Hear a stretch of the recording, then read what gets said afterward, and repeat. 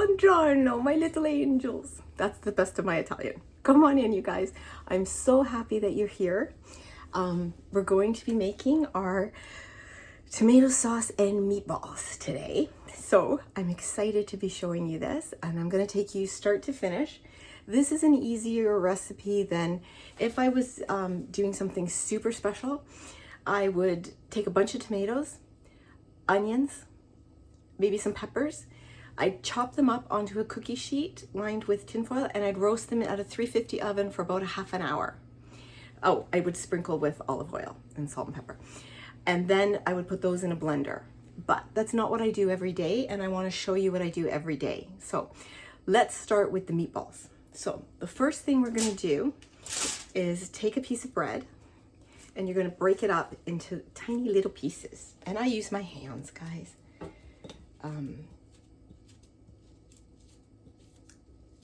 Okay, there we go. And I did wash my hands, and I do realize I just tucked my hair behind my ears. It's my family. They'll be fine. It's our secret, okay? Don't tell them. Okay, now, I normally don't wear gloves in the kitchen. I really don't. But I do now. I don't want ground meat under these nails. So I do have just cheap-ass latex gloves. They're over there. I'll get them in a second. Now, the reason I'm starting this is I have some cream. You can use milk, but I want to use up this cream. We don't normally use, this is light cream, but we had company this weekend, so you're just gonna splash it in just to cover, and you want that to absorb. You want that milk absorbed into the breadcrumbs. I'll show you why in a minute, but we're going to digress. This is a head of garlic, not a clove. The little wee things attached to it, those are the cloves. This is a head or a bulb of garlic. We're going to roast the garlic. It's impressive. People are like, you roasted your own garlic? Woo-hoo-hoo. It's so friggin' easy, guys. So you're gonna take a knife and you're gonna cut the very top off so that your cloves are exposed. All right. And you're gonna go get another head of garlic because this one has the green things in it, so I'm not using it.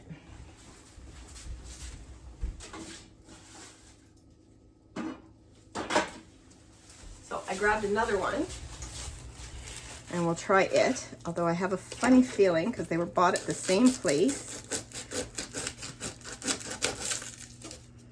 Yeah, that's disgusting. You know what? I paid money for these. I'm not happy. Okay, but I'm going to show you anyways. Just, I'm not using them. I'm going to use garlic powder, I think. So what you do is you sprinkle it with olive oil. You then put some salt and pepper over the top. You put it in tin foil. Just like that. That's all you do. And you stick it in a 350 oven for an hour. That's it. When it comes out, you're going to peel away the tin foil.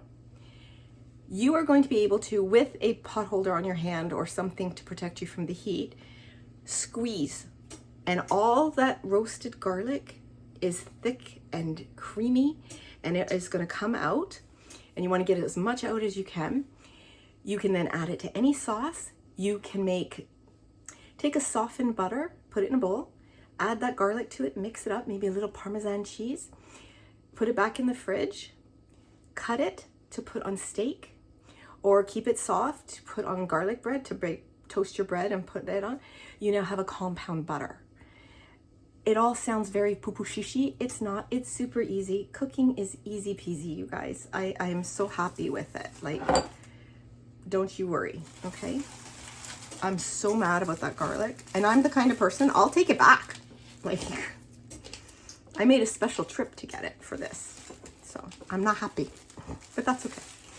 If that's the worst thing that happens today. Okay. Another thing I talked about in the dessert recipe, but in case you didn't watch it, there's certain things that I believe you must have, okay? Utensils. You need a good rubber spatula, and I'm talking dollar store is perfectly fine. A wooden spoon, and I love these. You can get them on, I got these on Amazon, and I think I got 10 for $8 or something. They're amazing. They're little plastic I don't know, you can call them a bench scraper if you want, but what I use them for is if I'm making a lasagna or enchiladas where the cheese sticks to the sides, this under hot water comes off like that, worth its weight in gold. One moment. Bless my stars and garters. Okay guys, I'm just washing my hands. Okay, there we go. Sorry about that.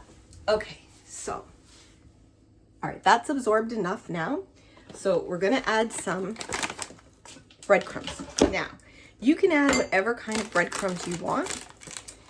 I use the panko gluten-free. I like the panko. But if you don't have breadcrumbs in your house, make your own. Get a little mini food chopper.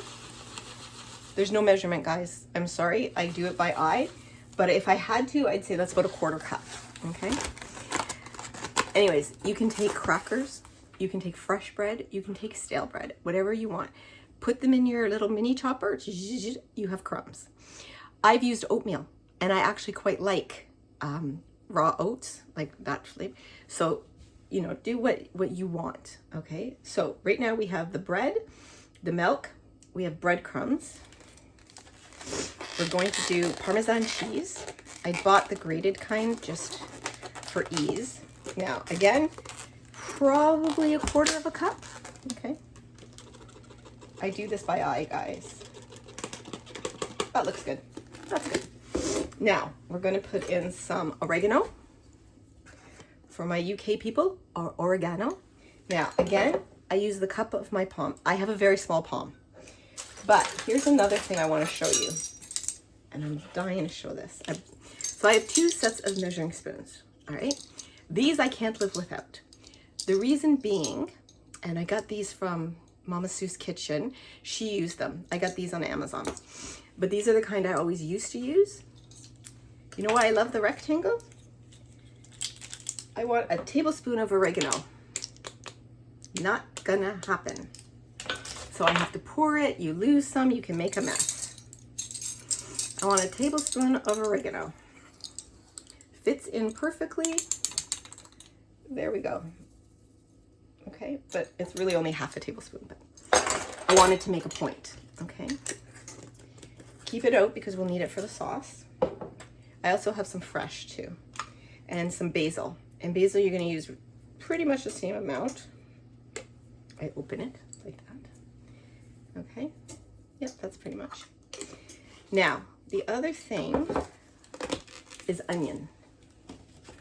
So I'm going to move this so that I can show you how to cut an onion. Okay, let me see if I can get it to where you can see it. Just give me a second, guys. Okay. All right, let's put this over here. All right, and I can bring this over here. Okay, perfect. So you're going to cut off the 2 ends like this. Okay. Other people will tell you how to peel. I cut into it. Okay, and I take out the and try to get that skin if you can. If you can't, don't worry about it. Okay. Now, wherever I did that cut, I'm going to cut. All right, can you see that? There. Now, put it down flat, and you're going to cut into it. Don't go all the way through, okay? And then you're going to go 1, 2, 3, however many you can do, okay? You see what I'm doing, guys? I'm cutting it this way. And then you're going to do this. And look, you have a perfectly diced onion. See? Till you get to the very end, and then you got to chop it up a bit, but that's okay. Every once in a while, it's nice to have a piece of onion. So we're going to do the same thing. There's another skin we want to get rid of. Thank you. Okay. We're going to do that. We're going to make our straight lines now. Okay. And we're going to chop. And there's our diced. That's it. That's all there is to dicing an onion. And I'll show you, because I do have some good cloves of garlic. But if I'm doing something that cooks for a long time, like, let me come up and see you guys, like a tomato sauce, a casserole, I don't use fresh garlic. That's my personal choice, guys.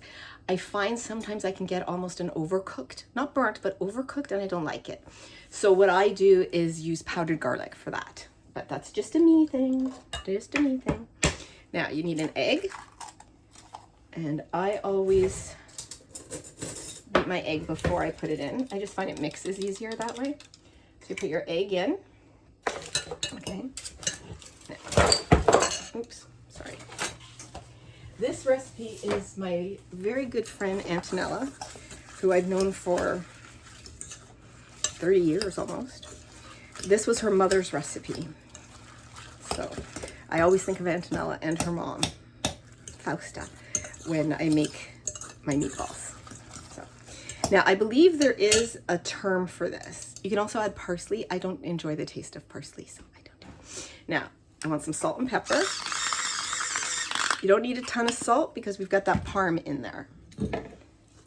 And pepper. You can add some chili flakes if you want. I do it to my sauce, not my meatballs. Okay. I believe the fancy chefy term for this, and it becomes a paste. It's kind of gross looking, but it is a paste. Is a petard. Or petard. So I'm going to scrape that down. Now I'm using not one, not two, three kinds of meat in my meatballs. So let me get my handy dandy gloves here. You can use one kind. You don't have to. I'm just being fancy today. I do think meatballs taste better with some beef and pork. Some people do veal. Some people will put chicken in. I'm doing pork, ground beef, and half of a big sausage. Now, the reason you make a petard, from my understanding, is it means you handle the meat a little less, okay? You don't have to try to get everything into everything. Because you do not want, look at that, look at that. I'm telling you, peeps. It's getting harder and harder to get quality stuff. It's harder and harder to pay for it too.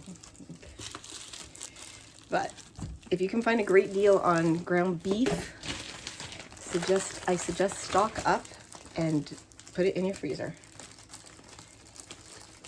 Okay, so, and this one is just a sausage, and it was just we had them last night. This one was huge. So you just cut down the center. Great way to get sausage meat.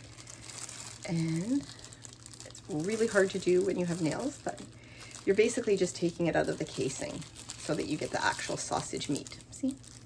And there's the casing. Okay. Okay, there we go. Now you can use 2 forks. You can use a spoon, or you can use what God gave you, which is your hands. The only thing you don't want to do is compress it too much. Mix and drop, and kind of use, especially if you're wearing gloves, go down almost like you're aerating. If you know your lawns and you're aerating your lawn, you're trying to do that to your meat. You want to get a little bit of air in there, just so. Now I do bake my meatballs. I know some people can fry them. I don't like it. I'm sorry, I don't.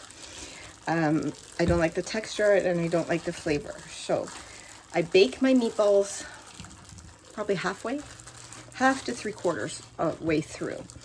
And then I put them in the sauce. So these ones I'm actually gonna make with you guys, and I'm gonna put them in the fridge to set up a bit. I find they keep their shape a little better, because and you can actually cook your meatballs right in your sauce, especially if your sauce has been going for a while. The thing you cannot do when you put your meatballs in your sauce, do not touch them for 10 minutes. I'm serious. You will have a lovely meat sauce, but you will not have meatballs. Okay, so this looks pretty well mixed. Okay, so now I'm going to get my cookie sheet. I'll be back in one moment.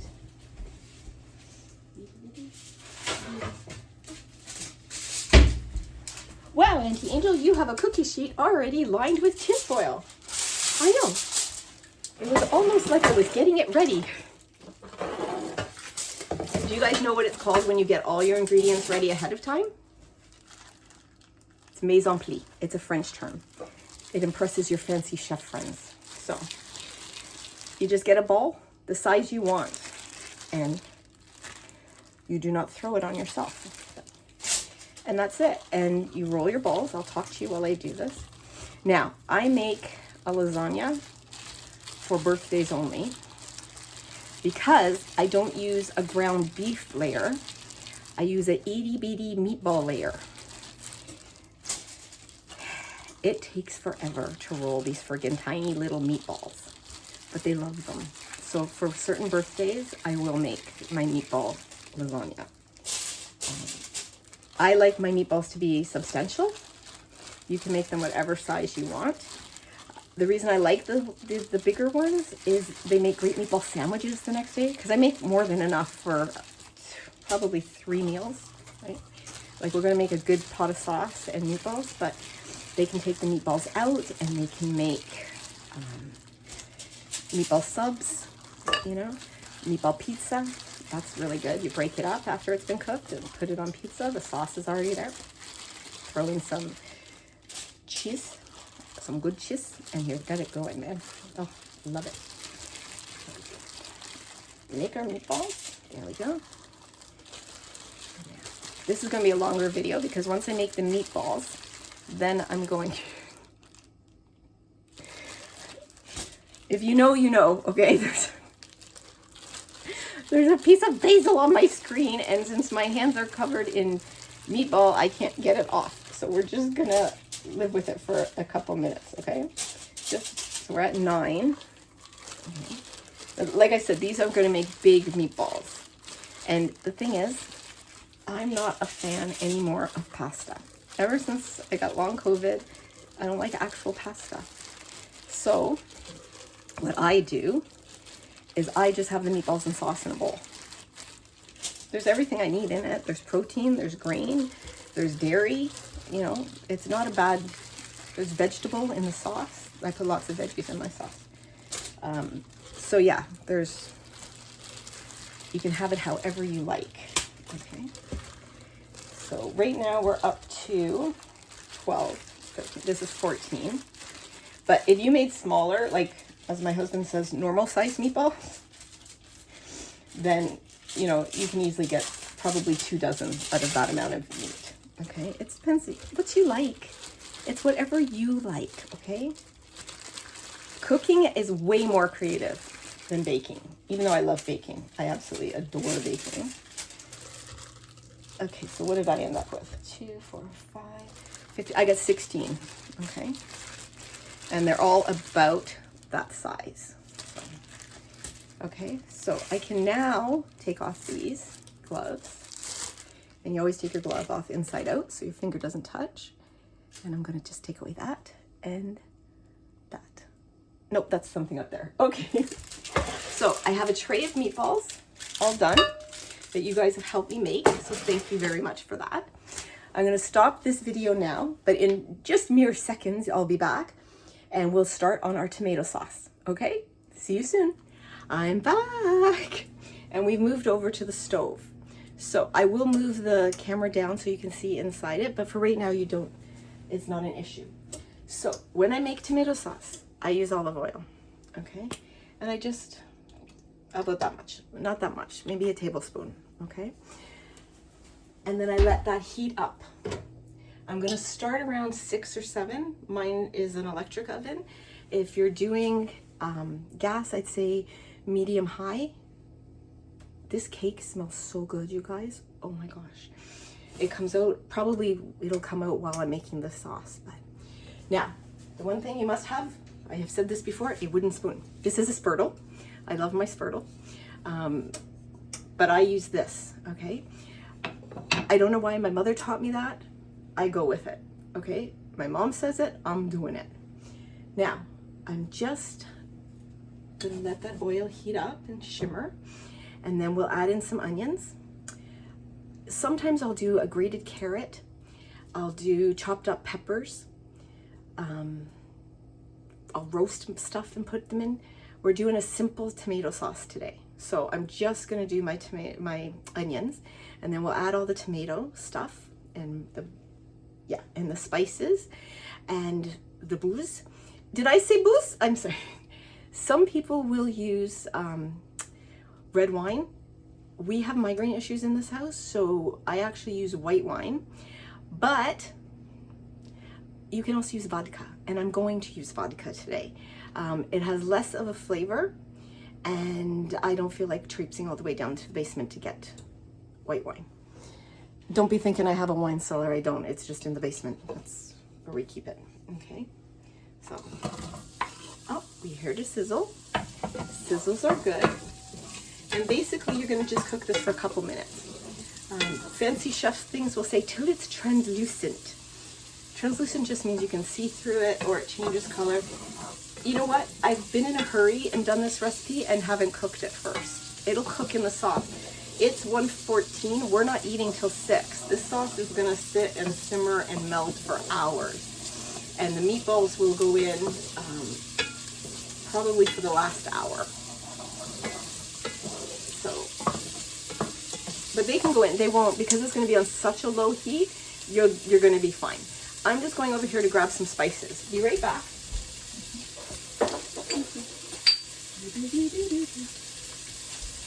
Okay, so I didn't really mise en place as well as I should have. You don't want them to brown too much, okay? I'm just going to grab one more ingredient.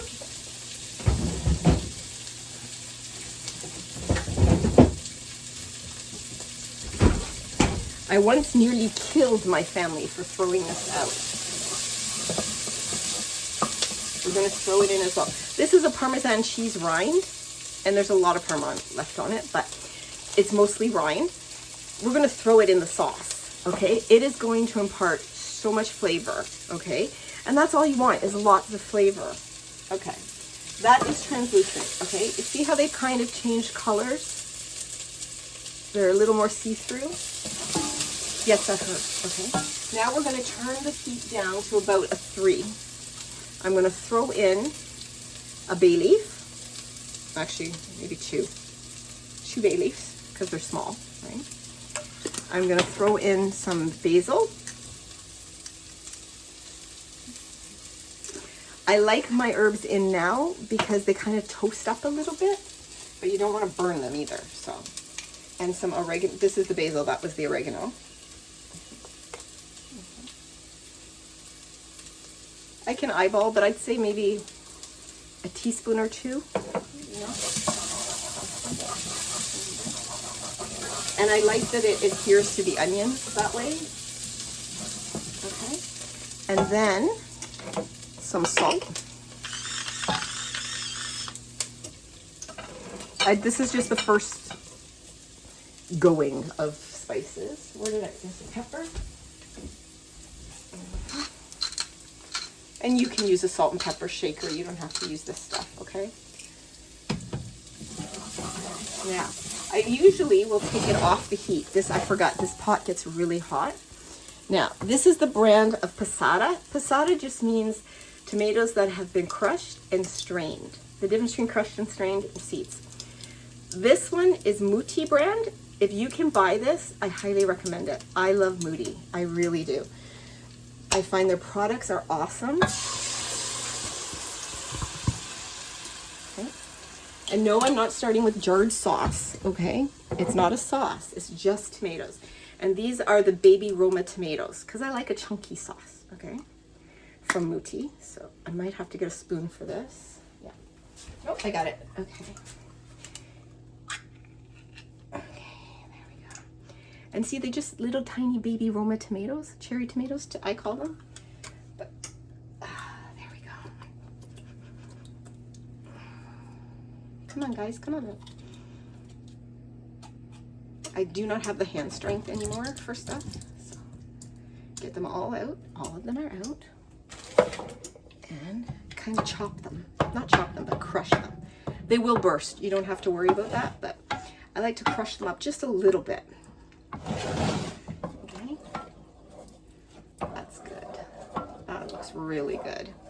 Now I do have, where's my the rind. We want the rind. I'm gonna go grab the vodka. I'm gonna put that in. I do also, I gotta add a little bit of sugar. That's right, I said it. Now I just used up all of my white sugar, so I will use brown. It just adds a nice little richer flavor to me. Sometimes I just use it. You can also, if you don't want to use alcohol, just use water for what I'm about to do. I'll be right back, you guys.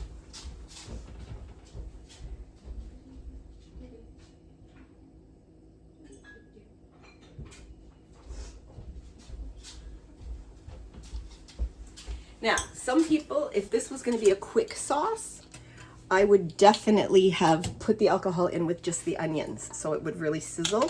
If this is going to cook for 4 hours, I'm not worried. Take the jar you poured. You can use water. That's maybe 1/4 cup, guys. It's not that much. You can use water. You can use wine. Whatever you want, okay? Milk, but you got to be careful with high heat and milk, so. And then give it a shake.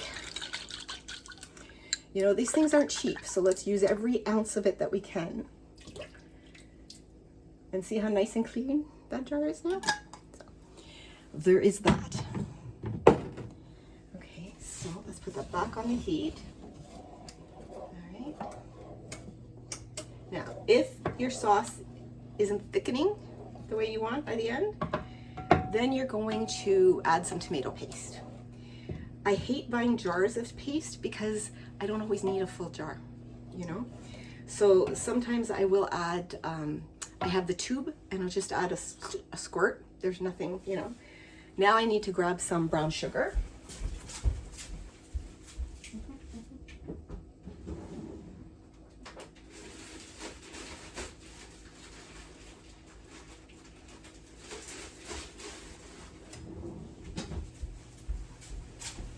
And for a sauce this size, that's all I need. It's probably a tablespoon, okay? And I know. It's not to make your sauce sweet. It's not. It's to take away the acidity of the tomatoes.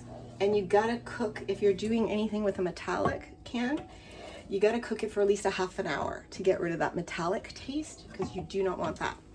Now, I'm taking a break for 1 second. Getting my trusty oven mitts, okay? Because it's time to take the cake out. Okay. Oh my goodness. Guys, it looks so freaking good. And it's come away from the sides, so you know it's cooked well. So I'm just gonna put it here to cool, okay? And then I'll invert it, and then we'll do the glaze. But for right now, and we're gonna, you know what? Let's put the meatballs in now too, because I've got those in the fridge.